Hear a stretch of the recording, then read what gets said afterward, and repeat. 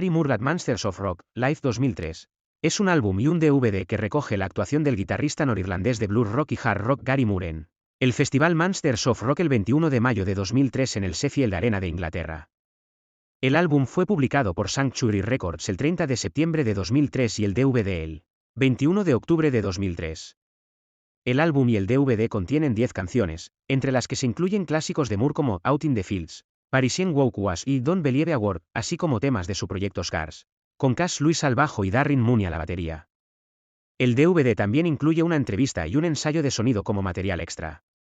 El álbum y el DVD recibieron críticas positivas de los medios especializados, que elogiaron la energía y la maestría de Moore en el escenario.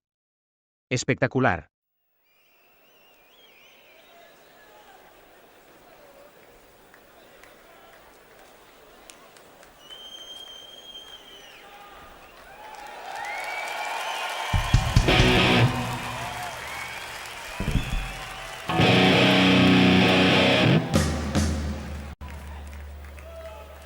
Are you doing all right? Yeah. You might know this one.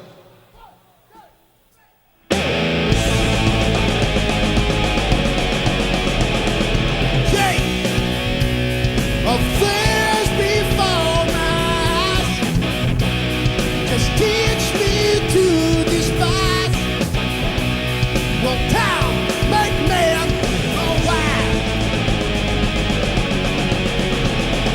Here, within my lonely frame, my eyes just hurt my brain, but will it seem the same? Come tomorrow, will I be older? Come tomorrow, maybe a soldier. Come tomorrow, will I be bolder than today? Now, the trees are almost green, but will they still be seen when time and tide have been? Soon, I hope that I will find thoughts deep within my mind that won't disgrace my kind.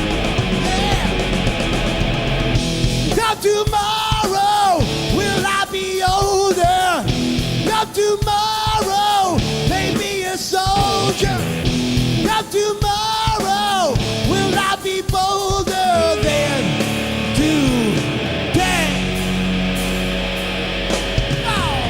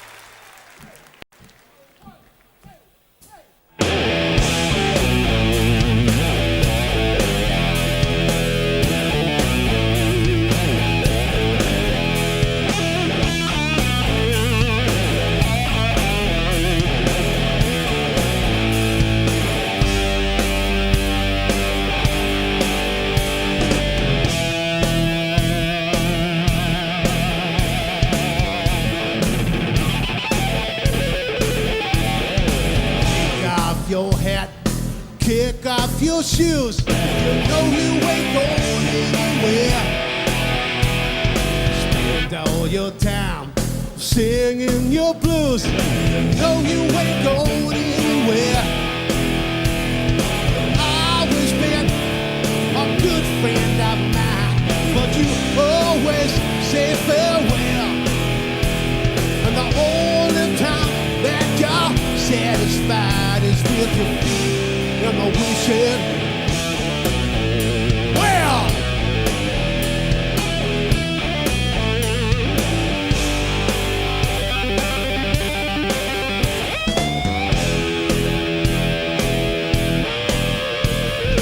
throw down your gun, you might shoot yourself.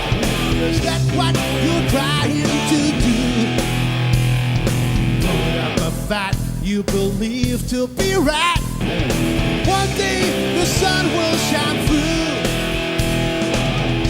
Always got something to hide, something you just can't tell.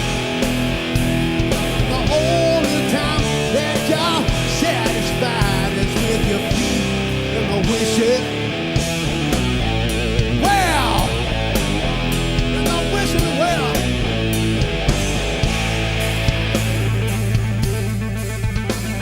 I know what you're wishing for.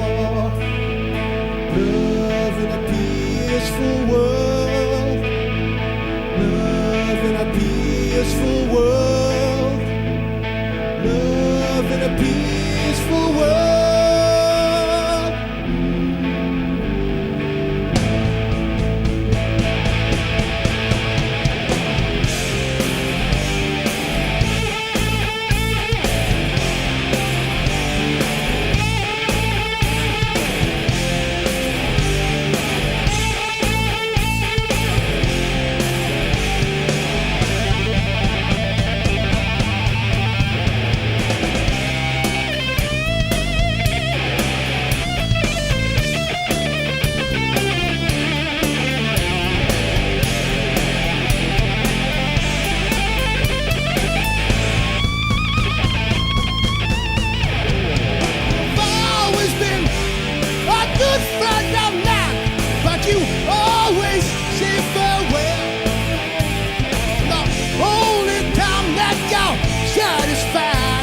Your feet and the wishing.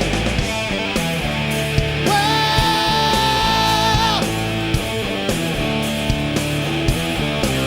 and the wishing well,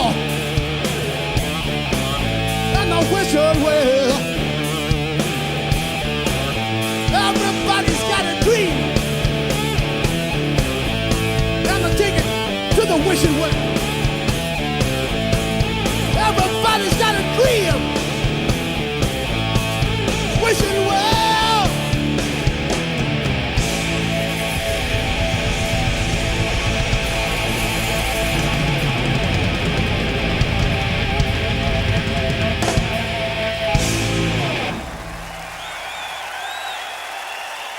Thank you so much.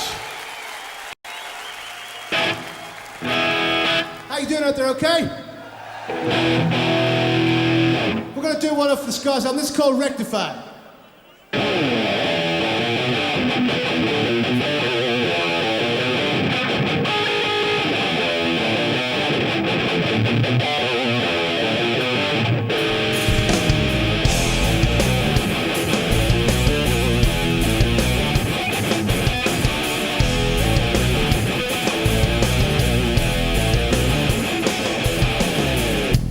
Never knew you were so close to the edge. I saw you standing up on top of that ledge. You never told me that the damage was done. How could I know I'm not the only one? I'm gonna rectify it. Gonna rectify you.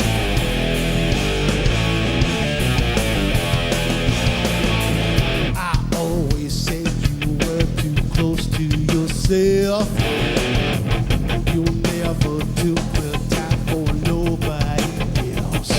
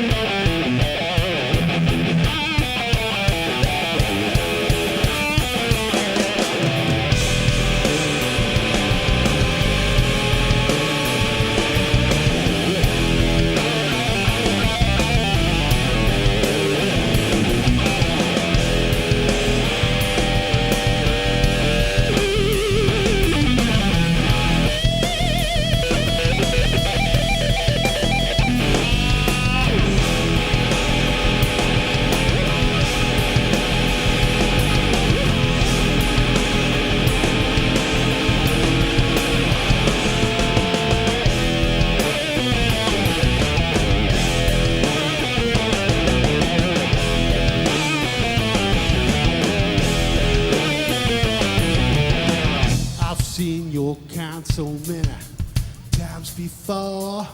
Now evil Joe is knocking on your door.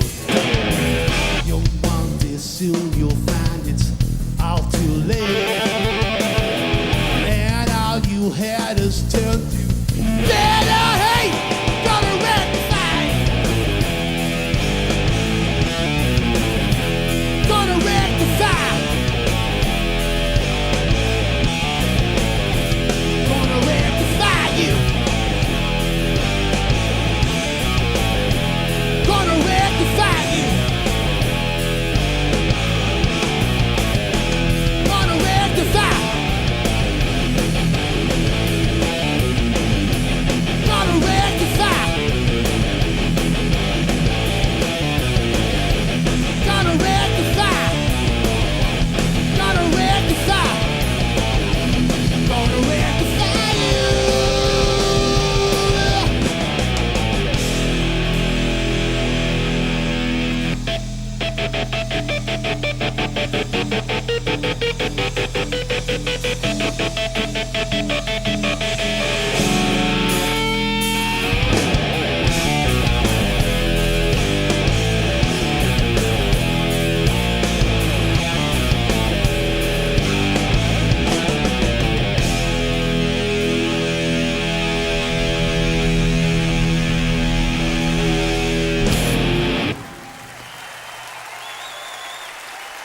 Thank you.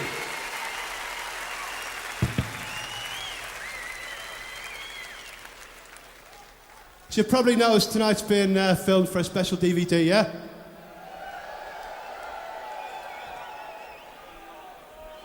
We specifically chose Sheffield, yeah? Because we knew you were a great fucking crowd, yeah? Okay? So this will be coming out in a few months' time.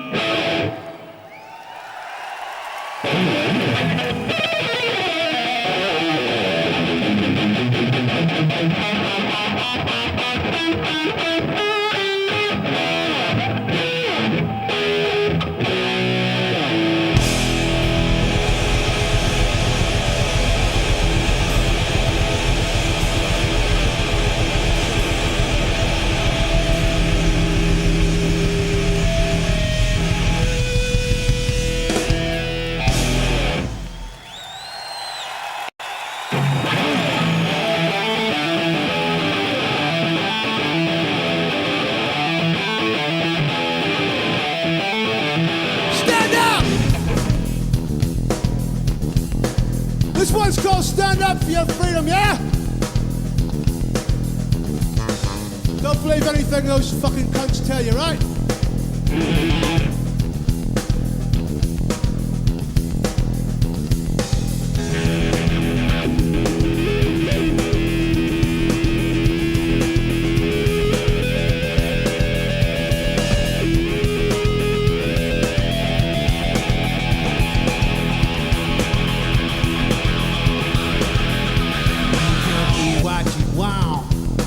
One's gonna stop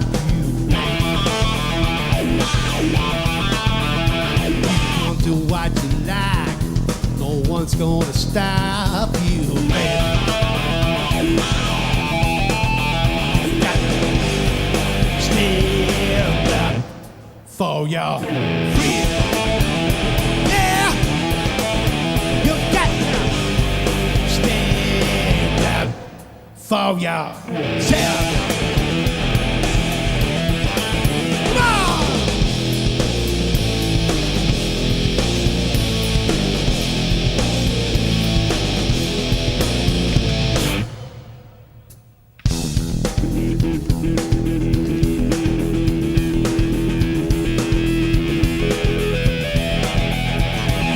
Say what you feel, no one's gonna stop you from talking. And you can go where you want, as long as you talk, walking, walking. You've got to stand up for your freedom. Yeah, you've got to stand up for yourself.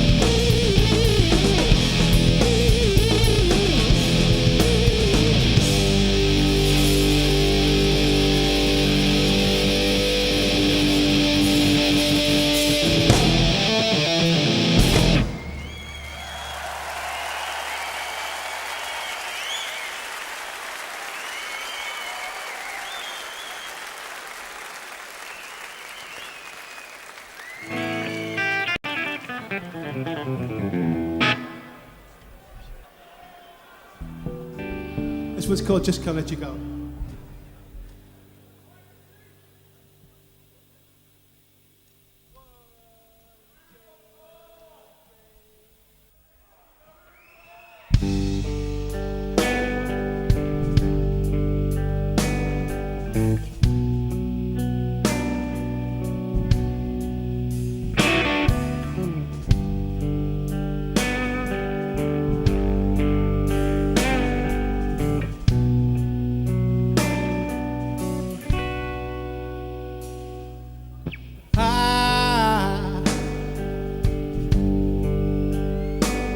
Want you back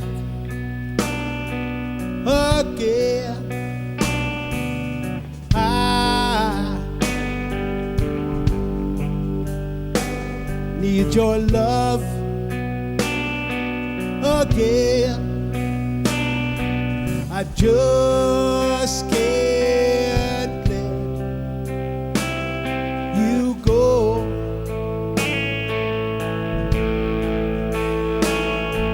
I just can't let you go.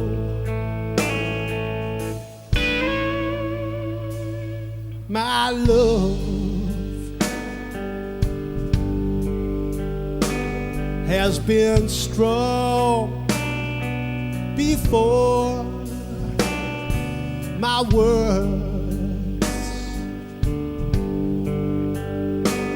have been wrong before. I just can't let you go.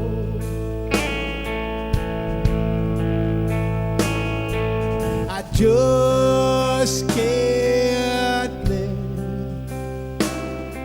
you go.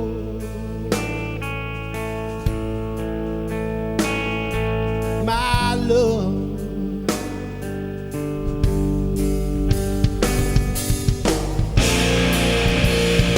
do you still remember where you used to be? Do you still remember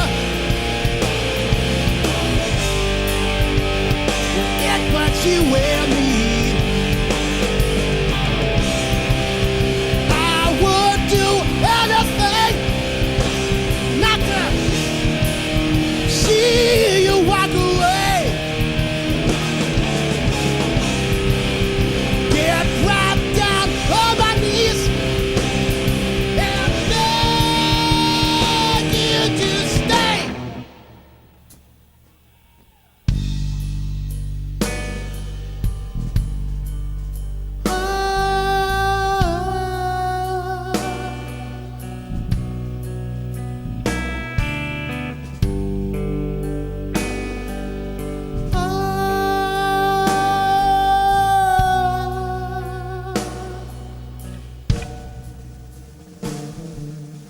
I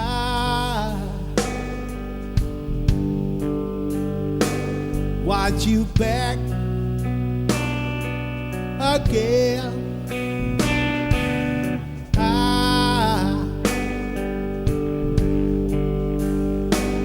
need your love again. I just can't let you go.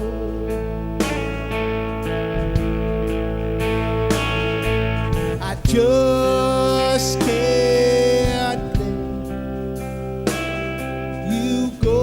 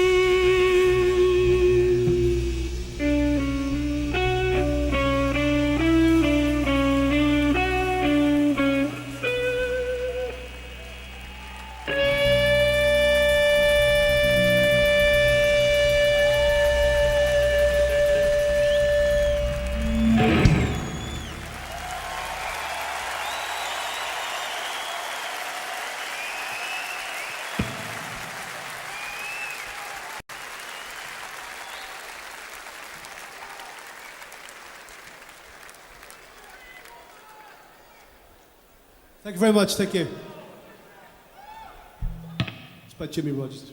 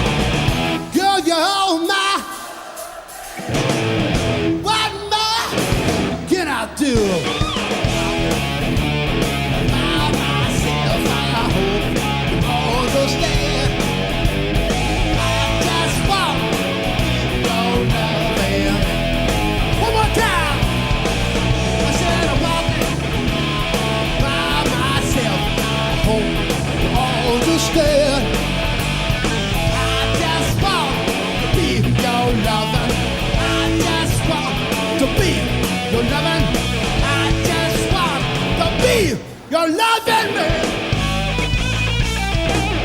Yes, I did. Walking by myself.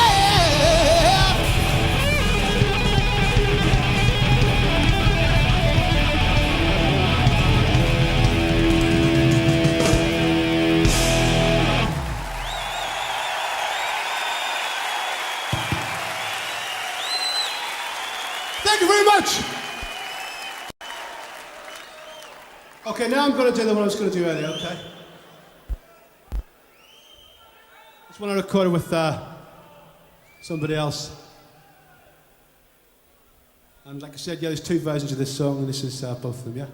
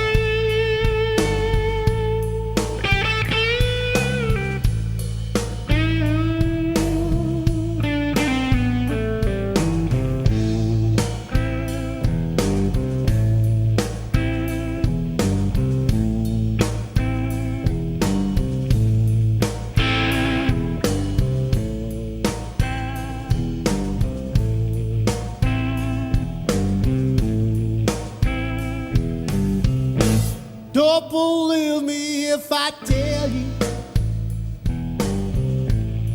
not a word of this is true. Don't believe me if I tell you, especially if I tell you that I'm in love with you. Don't believe me if I tell you that I wrote this song for you. There might just be some other silly pretty girl I'm singing it to. Don't believe a word. These words are only spoken, and our heart is like a promise made to be broken.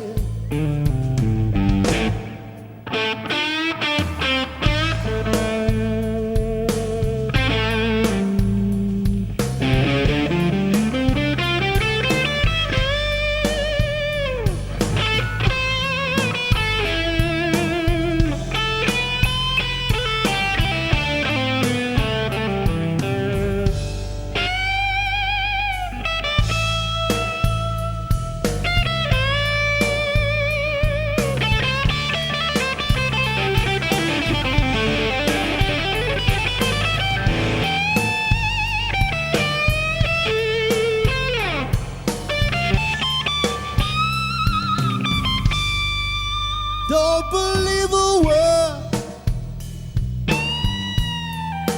Words can't tell lies, and lies are no comfort when there's tears in your eyes. Don't believe me if I tell you not a word of this is true. Don't believe me if I tell you, especially if I tell you that I'm in love with you. Don't believe a word. Don't believe a word. Don't believe me, don't believe me.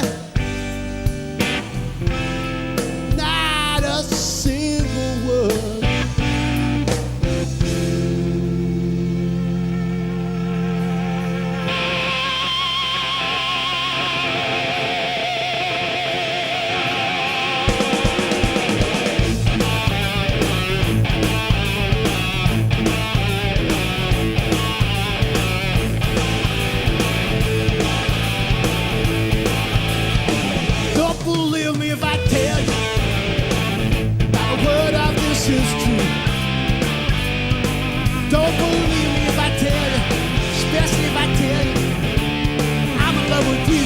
Don't believe me if I tell you. I wrote this song for you. There might just be some other silly pretty girl. I'm singing it to you. Don't believe a word. Words I won't be spoken. The heart is like a promise, meant to be broken.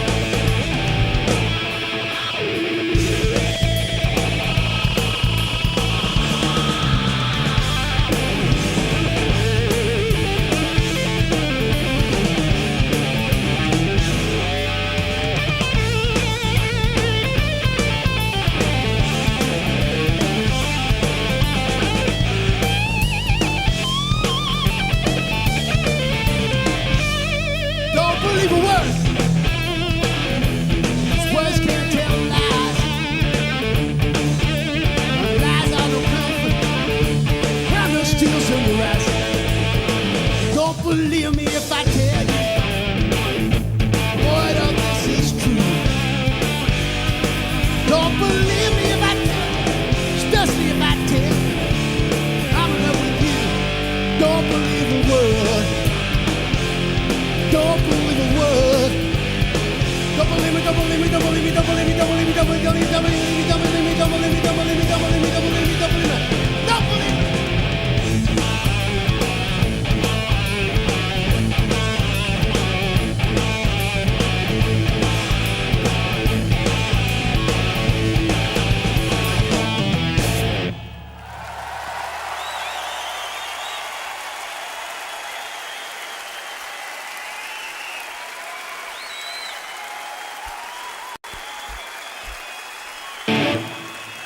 Thank you.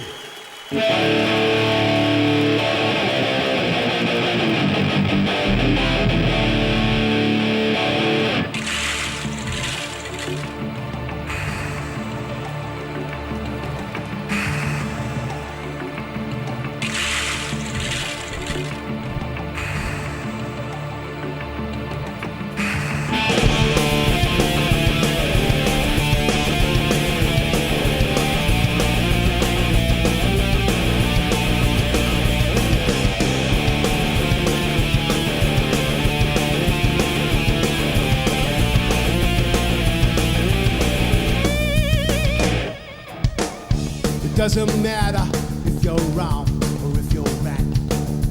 It makes no difference if you're black or if you're white. Oh man, our equal till the victory is won. No color or religion ever stop the bullet from a gun. In their fields, the fighting has begun. On their screens, falling one by one. From the sky, 1,000 more lights there.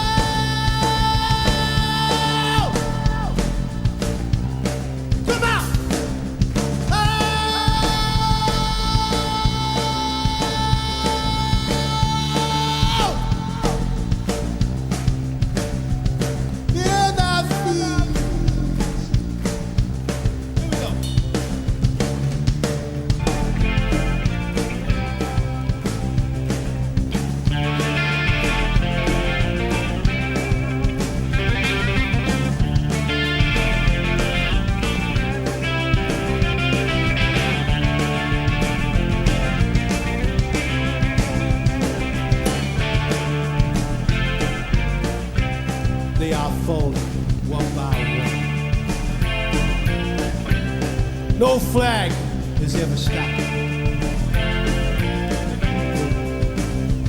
from a gun. Death is just a heartbeat away. A heartbeat away. Death is just a heartbeat away. A heartbeat away.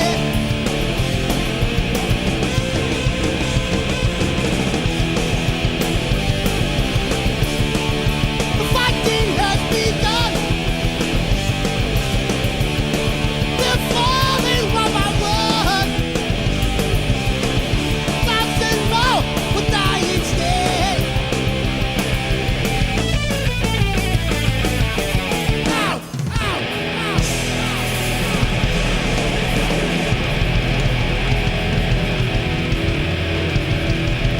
Thank you very much. Good night.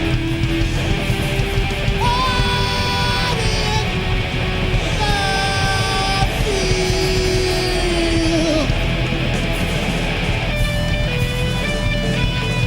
Out in the field. Fields.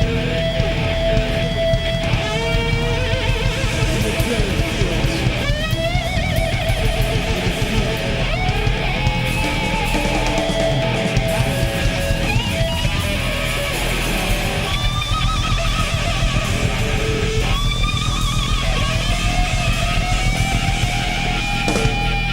Ow, ow, ow, ow, ow.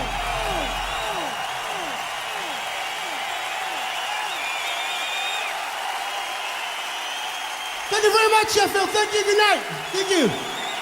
Thank you.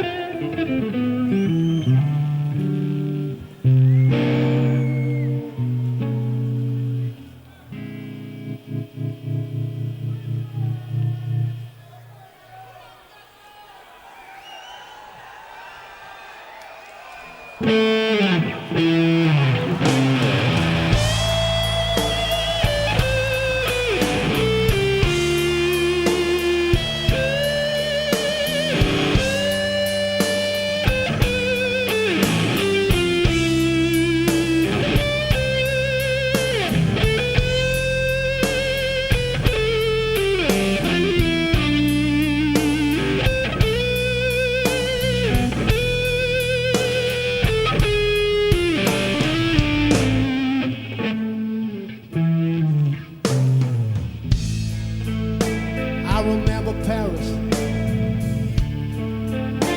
49,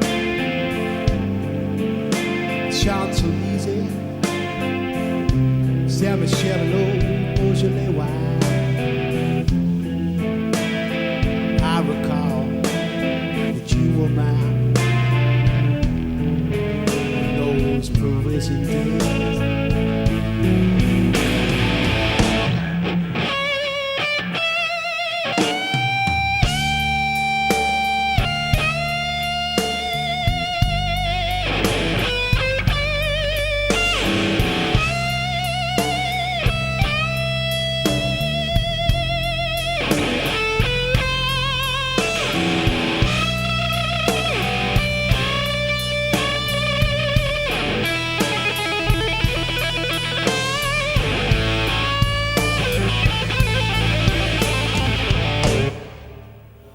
looking back at the photographs.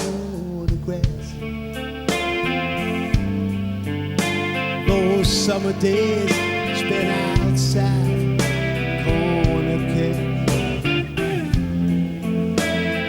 Ooh, I could write you paragraphs about my old perspective.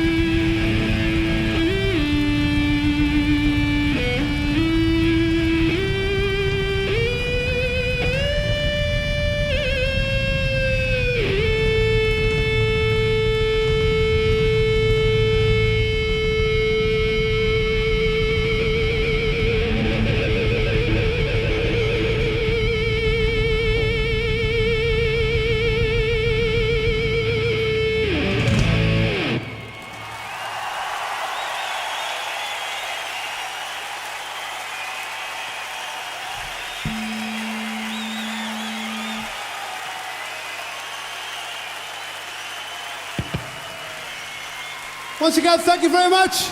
Been great playing for you. And the bass guitar, Cass Lewis. And the drums, Mr. Darren Mooney. Thank you so much. See you again sometime. Have a great night, yeah? We'd like to thank all of Whitesnake's crew for helping us out today because we had to do a long sound check, so thanks, guys. You've been really good to us. Good night, thank you, God bless.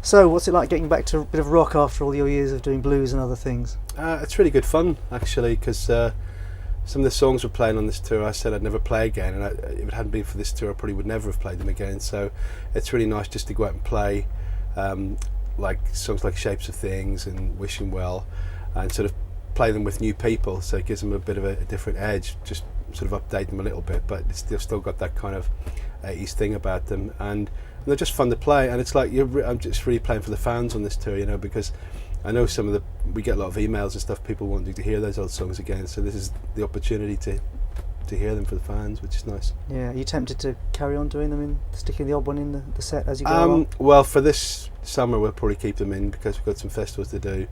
After that, I'm not sure, but they kind of sit alongside the Scars stuff anyway, which was recorded last year, because that's kind of more rock based anyway, so it all kind of sits together nicely. It's a logical transition, the Scars, between the blues stuff and this, isn't it? It's a nice stepping stone to this. Yeah, exactly. Yeah, we wrote because we were already sort of rocking anyway, so it wasn't that much of a change, and we dropped some of the old blues stuff, so we were kind of heading that way anyway.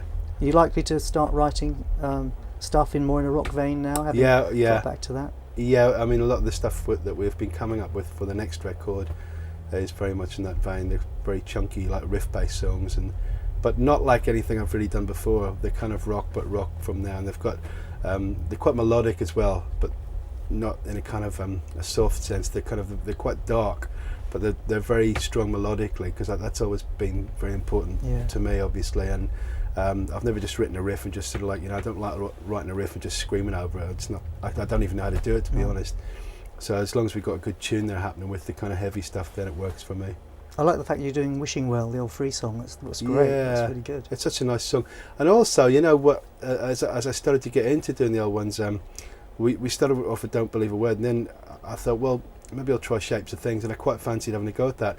But lyrically, they're quite relevant to now as well. They've kind of come full circle, those songs, again, with all the kind of things that are happening in the world at the moment. So they work with that as well, which is nice. It's kind of a bonus in a way, because there's a really good reason for singing those songs, apart from the fact that they're old songs. Do you find the fans are kind of getting that message as well, do you think? I'm not sure. I think they're just there to rock, to be honest, but it's just nice for me to be able to stand up there and feel that I'm singing songs about things that I care about. So you're not just churning out past things, it's actually that it's got a new relevance because of the times. No, we chose them quite carefully. Out in the Fields, obviously, it's quite a big anti-war song as well, and it wasn't necessarily set against Ireland even at the time that I wrote it, and I did it with Phil in it. The video was set against Ireland, but it was just a general anti-war song, and I wrote a lot of those kind of songs at the time, like Victims of the Future, End of the World, and the covers that I chose tended to be of that kind of thing as well, where they had that kind of message. So it's nice to sing things that you care about. Yeah, definitely. Now, what about the fans themselves? Because the last time you were doing rock was quite a long time ago. Yeah, in the late 80s was the last time. So are you noticing a load of younger guys coming in? Yeah, definitely. Yeah, down the front, you get all the young kids down the front, and it's really nice because obviously they heard their big brothers in the dance records or whatever, and they've come to check it out, and they really enjoy it when they see it, first hand like that. I think they're quite curious. I don't think they go away and buy the old records or anything, but I think they really enjoy seeing people play live and getting the big sort of guitar thing going and everything. I mean, the audiences have been really nice, actually. Guitar music itself is back in every sense of the term, even pop on top of the pops now, it's guitars. which is great for you because it must bleed through. Well, I think what happens is all the kind of hardcore music that's come out in the last 10 years, like a lot of the hip hop and a lot of the so-called rock, has ended up being very pop anyway, hasn't it? You know, like the sort of bands that were coming out of the States, a lot of them kind of can slot into the charts, and they can do top of the pops, and they fit in very easily, like Linkin Park and people like Alien Ant Farm, did the Michael Jackson thing and stuff. All that kind of it's because the way they write songs, they're not full of guitar solos particularly. They're kind of more riff based, and they're more catchy. They're always like very catchy riffs, and so it makes it a lot more commercial, a lot more accessible for people.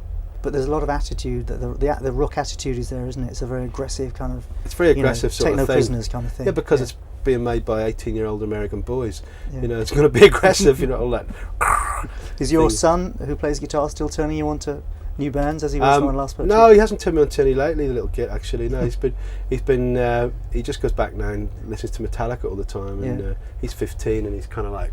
He's just sitting there figuring out Enter the Sandman and all that. He sit there for hours just figuring it out, and it's really good to see him do it. But no, I keep saying, have you seen any new bands then? Come on. And he says, no, I haven't seen anything. But that's only for him. There isn't anything at the moment.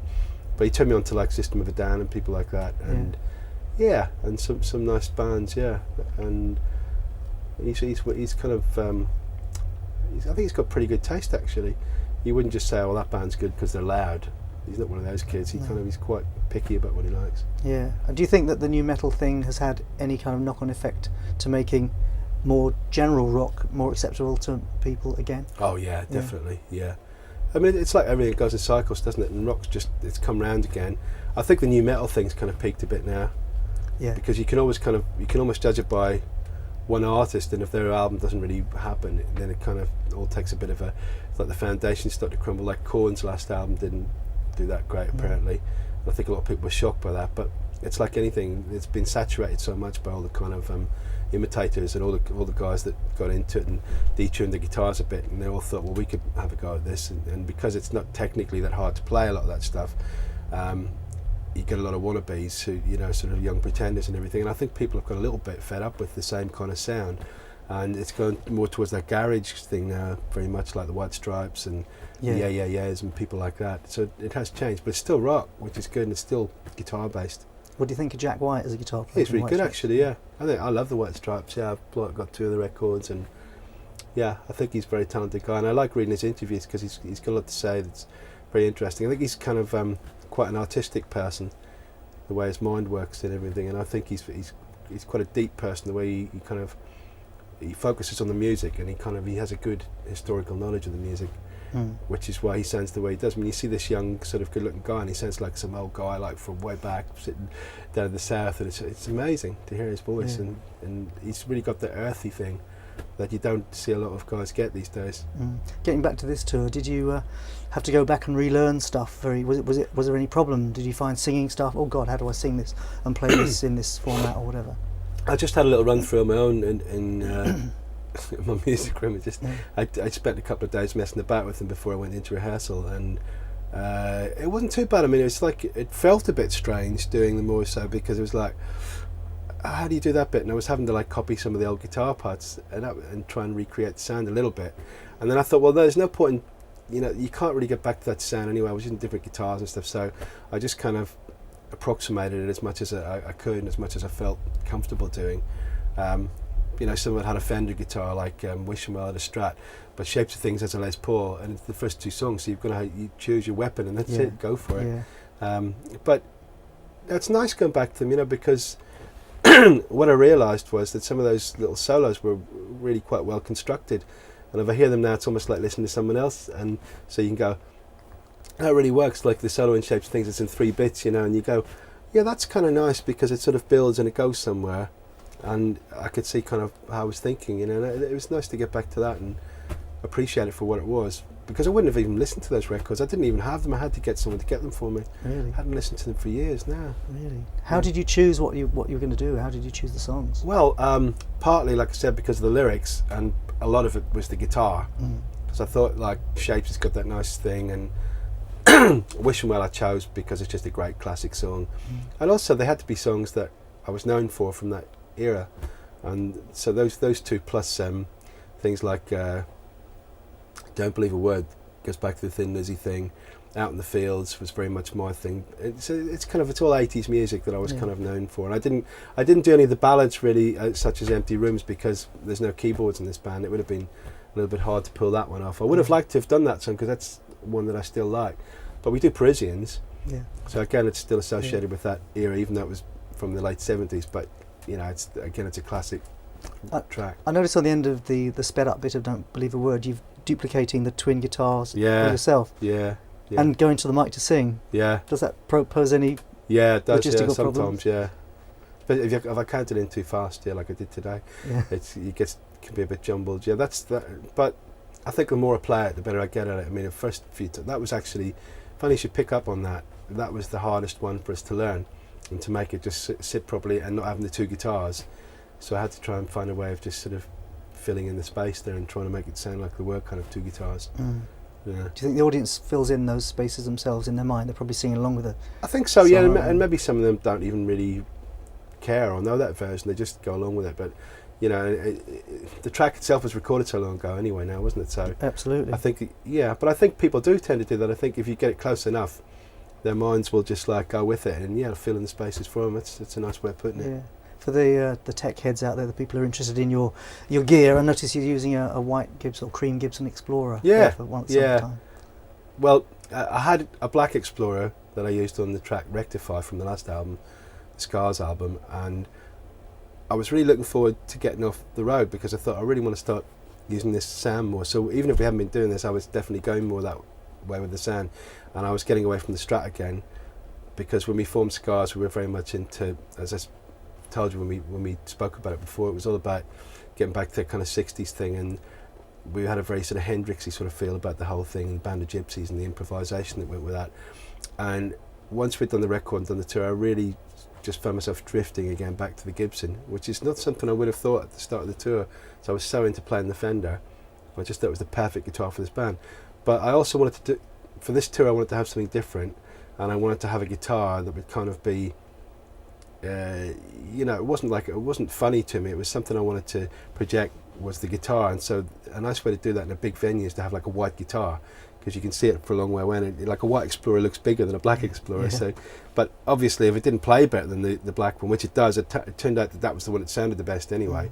So I ended up using that. And again, it's like fits with the whole theme of the tour, and I'm quite enjoying playing it. It's got a nice kind of rich sound to it, and you can get any kind of sound out of it though, really. You turn it down, it's a little bit fearsome because the controls are very sensitive, so you can just, as soon as you turn it on, it can roar at you. It's a bit like a sports car, you've got to be really careful with it. Yeah. So have you been going around the country and looking in guitar shops and buying? I always try, and I buy loads of pedals all the time, and I ended up getting one the other day in Cardiff, and then I used it that night, which for me is very brave. I bought a warp pedal, and I bought another distortion pedal I'm getting into those DOD pedals actually. I really like how they're built, because when you're singing and playing, and this is a big part of it, they've got those big buttons or those big switches on them, so you can like guess where they are with that, hitting these little switches. So they're really practical, but they all sound, everyone I've bought I've really liked the sound of. I used that death metal one, and I used I had the grunge pedal before, and I've got even a graphic now, and I've got loads of this stuff now. I think I can end up using the whole line of those the way it's going. There's a lot of practicalities that the average person doesn't realise that you have to overcome on stage. No, and I don't realise either until I get up there and realise how much I'm screwing it all up. It's true, because there's a lot of physical things that you have to be aware of, and you have to hit the right thing all the time, and it's a hell of a lot in our set now with all the different types of songs and getting vintage sounds and modern sounds and mixing them. It's kind of, there's a lot going on up there while you're singing as well. Now you're recording a live DVD of the tour. Do you, going out there knowing there's cameras upon you, does that give you much extra pressure, or do you just forget? I don't know until I do it, to be honest. It's a while since I've done it. I think you will just have to get on. You will now, you've said it. No, you just have to get on with it, that's the way it is. I mean, the gig can go either way anyway, to be honest. How many are you recording to do this, or is it just a one shot? It's just we're filming one, but we're recording two. So there's a live album coming out around the same time as the DVD, but they're not necessarily all from the same night. But all the visuals will obviously be from the same night on the soundtrack for that. But we might choose some different tracks for the live album. Are you, if you say were to, no, not that of course you would, make a tremendous cock up in the middle of one of the songs? Oh, I could easily. Would you laugh about it and leave it, or would you go back and fix it? I'll try and leave it as much as I can. I usually do. I mean, last time I did a live album, when I did the live blues album in the 90s, that was very, very live. Hardly touched anything on that. People said it was too good to be a live album. So they didn't even, people just didn't believe it was live because it was so well rehearsed. But we're not like that, so we're definitely a bit more of a loose cannon in this band. It can change, believe me. Yeah. It could change right now as we're talking. So the last gig of the tour is Dublin. You're looking forward to going back almost home? Yeah, I love going back to Dublin because that's kind of where I started my professional career when I joined Skid Row when I was 16. And I still got back there more than I go to the north. I love Dublin. It's changed quite a lot, but the people are the same. So yeah, it's great to be going back there. Yeah, and your dad's coming to the gig? Yeah, he always comes to Dublin to see us, yeah. Yeah, excellent. There you go. Well, have a great gig tonight. Thanks, man. I'm sure you'll go down fantastically. Thank you.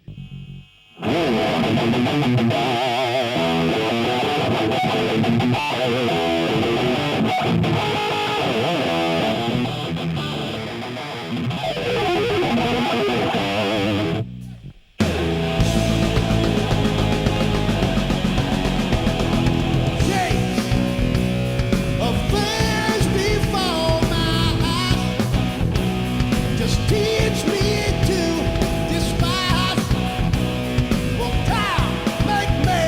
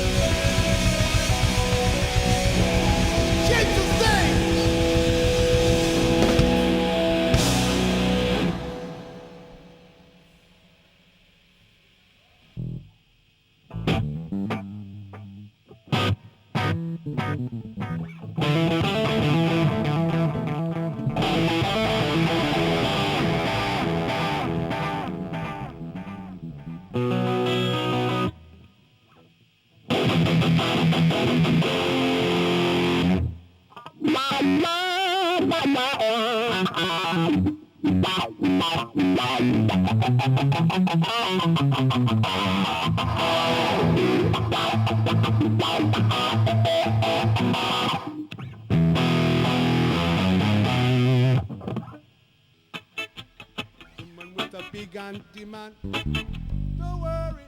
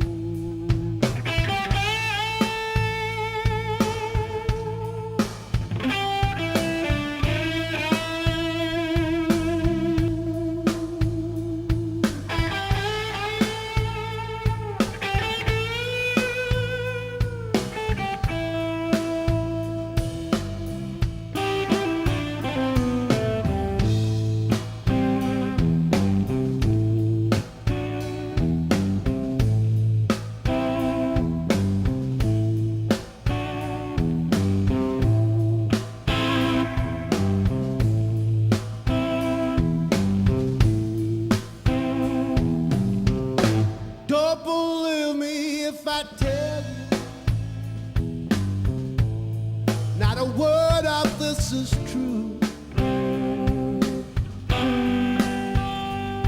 Don't believe me if I tell you, especially if I tell you that I'm in love with you. Don't believe me if I tell you that I wrote this song for you. There might just be some other silly pretty girl I'm singing it to. Don't believe a word, 'cause words are only spoken, and a heart is like a promise made to be broken.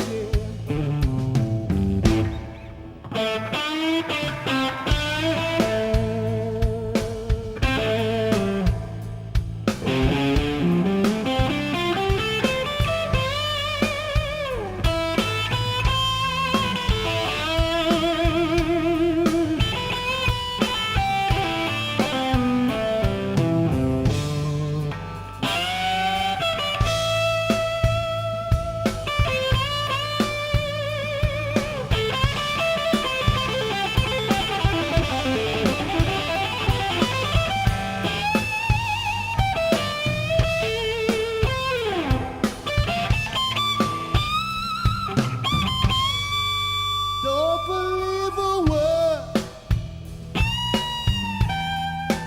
'cause words can't tell lies,